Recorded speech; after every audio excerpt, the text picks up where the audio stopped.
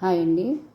ఈరోజు హనుమత్ జయంతి సందర్భంగా ఆంజనేయ స్వామి వారికి పూజ చేసుకుని అప్పాలు నివేదన చేద్దామని ప్రసాదం కూడా తయారు చేస్తున్నాను. ఆ ప్రసాదంతోనే మనం అప్పాలు తయారు చేయొచ్చు.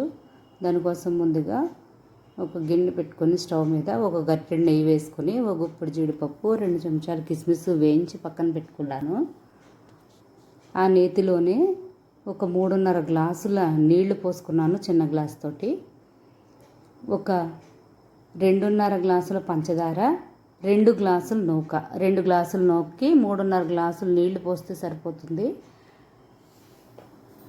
అలాగే పంచదార కూడా 2.5 గ్లాసులు తీసుకుంటే సరిపోతుంది. ఒక గ్లాసు నూకకి గ్లాసు పంచదార తీసుకుని అలాగే కొంచెం పంచదార ఎక్స్ట్రా తీసుకుంటే తీపి సరిపోతుంది. మరీ ఎక్కువ తీసుకున్నా తీపి ఎక్కువైపోయి బాగుండదు. ఇలా అయితే సమంగా సరిపోతుంది. ఈ పంచదార కాగిన నీళ్ళల్లో వేస్తే ఆ పంచదార కరిగిపోతుంది. పంచదార కరిగిన తర్వాత నూక వేసుకుని సిమ్లో పెట్టుకుని ఒక 2 యాలకులు కూడా చితక్కొట్టి వేసుకున్నాను. అందులోనూ ఫ్లేవర్ బాగుంటుందని. ప్రసాదం ఉడికిన తర్వాత సగం ప్రసాదం తీసుకుని ప్లేట్లో చల్లారి పెట్టుకున్నాను అప్పాలు తయారు చేయడానికి. ఆ మిగతా సగం ప్రసాదంలో వేయించి పక్కన పెట్టుకున్న జీడిపప్పు కిస్మిస్ కలిపేసాను. ఇప్పుడు చేతికి కొంచెం నెయ్యి రాసుకుని చల్లారిన ప్రసాదాన్ని చిన్న చిన్న ఉండలుగా చేసుకుని వాటిని చిన్న అప్పాలుగా ఒత్తుకోవాలి. తయారు చేసుకుని ఒక ప్లేట్లో పెట్టుకుని అప్పుడు అన్నీ ఒకసారి వేయించుకోవాలి. నూనె కాగిన తర్వాత ఒక్కొక్కటి వేస్తుంటే ముందు వేసిందేమో వేగుతుంది, రెండోసారి వేసింది వేగదు. కొంతసేపు ఆగితే మళ్ళీ మాడిపోవడం, సరిగ్గా వేగపోవడం అలా ఉంటాయి. అలా కాకుండా ప్లేట్లో కొన్ని తయారు చేసుకుని పెట్టుకొని ఒక్కసారి వేస్తే అన్నీ ఒక్కసారి సమంగా వేగుతాయి అందంగాను. నూనె కాగిన తర్వాత సిమ్లో పెట్టుకోవాలి.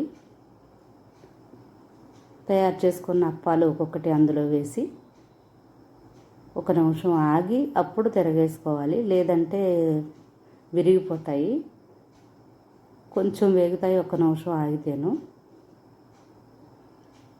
అప్పాలు నూనెలోనైనా వేయించుకోవచ్చు, నేతిలో అయినా వేయించుకోవచ్చు, మన ఇష్టం.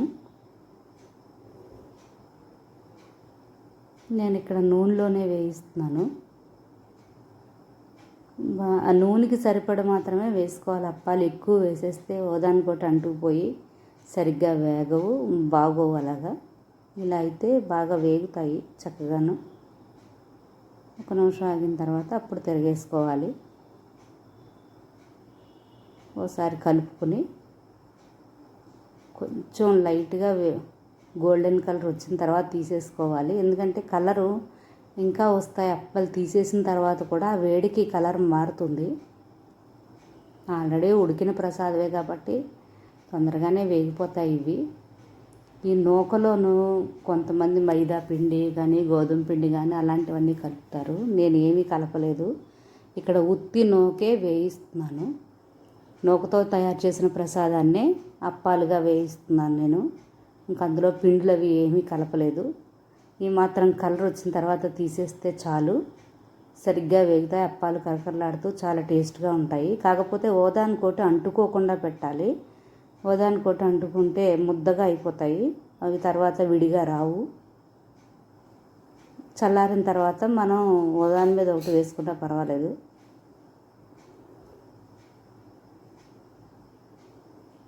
ఇవి తీసేసుకున్న తర్వాత మళ్ళీ ఇంకో వాయి కూడా వేసి వేయించుకున్నాను. అవి కూడా అలాగే విడివిడిగా అంటుకోకుండా పెట్టుకోవాలి. నూనెలో వేసినప్పుడు కూడా ఒక్కొక్కటి వేయాలి.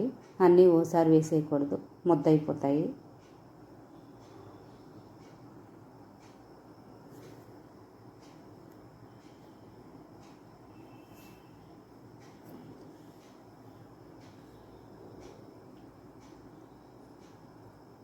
ఒక్క నిమిషం ఆగి వీటిని కూడా మళ్ళీ తిరగేసుకోవాలి.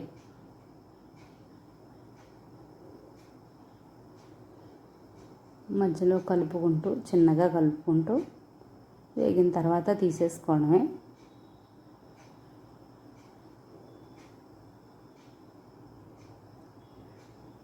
అంతే, తయారైపోయాయి అప్పాలు.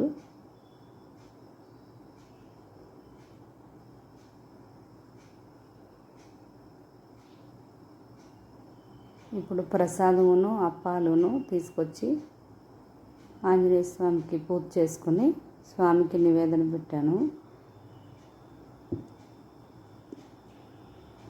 ఈ అప్పాలు ఎంతో టేస్ట్గా ఉంటాయి. ఒక్కసారి మీరు కూడా ట్రై చేసి చూడండి.